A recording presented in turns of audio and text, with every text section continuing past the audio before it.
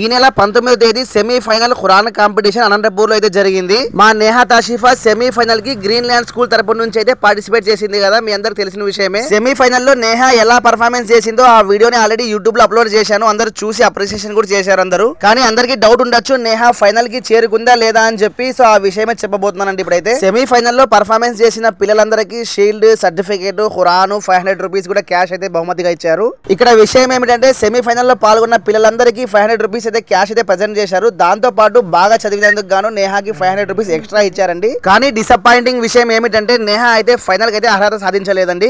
Semi-final లో performance అయితే చాలా బాగా చేసింది నేహా అని చెప్పి అందరూ అప్రిషియేషన్ చేశారు. అక్కడ కట్ చేస్తే ఫైనల్ లిస్ట్ లో నేహా నేమ్ అయితే రాలేదు.